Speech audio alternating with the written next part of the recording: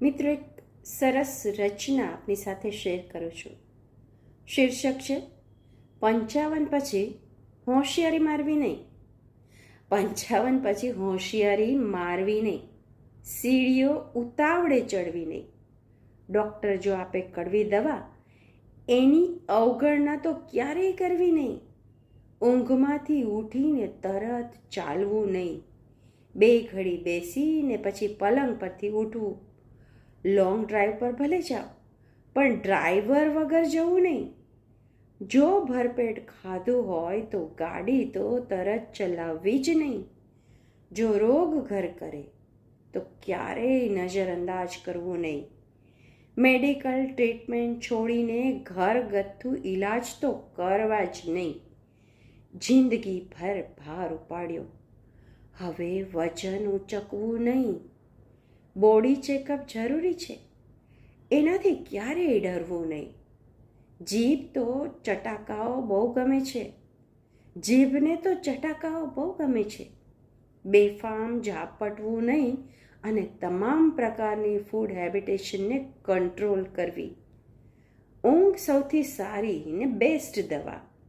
ઉજાગરાની દોસ્તી ક્યારેય ભૂલે ચૂકે પણ કરવી નહીં. કુટુંબ માટે ઘણું કર્યું, હવે પોતાની મોજ માટે કંઈક કરો. આર્થિક જરૂરિયાત ના હોય તો કામ ધંધા બંધ કરો.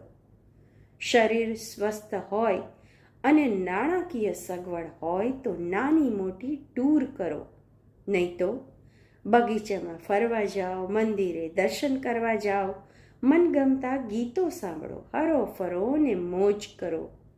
પરસેવો પાડીને જે કમાણી કરી છે એ આપણા માટે રાખવી. કોઈના કહેવા મુજબ નહીં, પોતાની મરજી મુજબ જીવવું. અને હા, કોઈને નડવું પણ નહીં. સ્વમાનભેર જીવવા માટે બધું સંતાનોના નામે કરવું નહીં. પોતાની અંગત મૂડી લાઈફ ટાઈમ સાચવી રાખવી. શોખ હોય જો જીવનમાં, એને કદી મૂકવા નહીં. શોખ હશે તો જીવન ઉપવન, ઝૂરીને મરવું નહીં.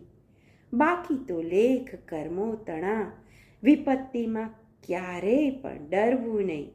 ખાસ યાદ રાખજો, 55 પછી હોશિયારી મારવી નહીં. ટૂંકું ને ટચ, સમજવા જેવી વાત છે.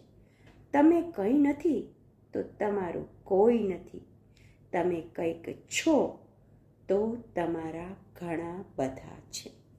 મિત્રો, આ ખૂબ જ પ્રેક્ટિકલ અને સમજવા જેવી વાત છે, અપનાવવા જેવી વાત છે. 11